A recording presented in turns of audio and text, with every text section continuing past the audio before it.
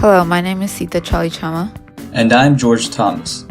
We're both freshmen in the aerospace engineering program, and our first project was a model rocket project. We called our rocket Black Star. Our main goals for this project were to follow a packet of instructions to build a model rocket with a body tube, inner tube, and payload section, and to make our own specific design decisions to achieve the objective of sending our rocket the closest to an altitude of 325 feet and returning our payload, which include an altimeter, a camera, and a raw egg safely to the ground, and also to film a video from inside the rocket to display the flight. Our design process for our rocket was pretty straightforward. We cut off 1 inch off of the body tube after cutting off about 6 inches for the payload section, as to reduce the weight of the rocket.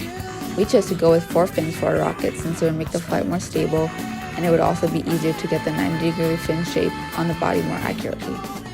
We went ahead with the Clip Delta design, modeled the fins on NX, and laser cut them out of balsa wood, a proportional size to the body.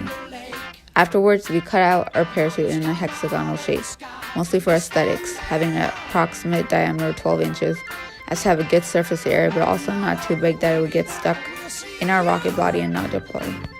My team used OpenRocket to model a craft and guesstimate its path and other relevant information, such as mass, size, placement, and modifications that needed to be made to get it to our targeted height of 225 feet. Using OpenRocket, we recreated the overall design as best as possible, including the altimeter and egg as payload.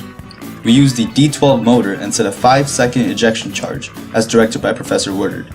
When we simulated and plotted the flight of the rocket, it showed that the rocket would go well above 600 feet unless modifications were made. So we did trial and error by adding another mass component, the washers that we provided for us the day of the launch. We finally got to almost exactly 325 feet by adding a mass of 103 grams, and we were ready for launch day. So launch day came, and we launched our rocket.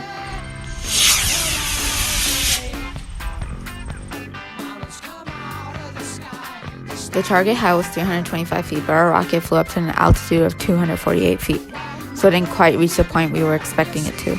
This was mainly due to the unexpected mass changes on launch day, including a different nose cone than the one we had originally planned, and some additional wadding for our parachute that we had not accounted for in our open rocket design. It is also possible that because of this, we had too many washers to squeeze in, and this could have worsened the mass problem. Also, unfortunately, when our parachute deployed, the overbearing mass of the payload section appeared to have countered the drag force of our parachute, sending our rocket barreling straight towards the ground. Thus, our egg didn't survive the fatal crash, splattering all over the grass in the payload section. However, fortunately, the altimeter and camera apparatus survived.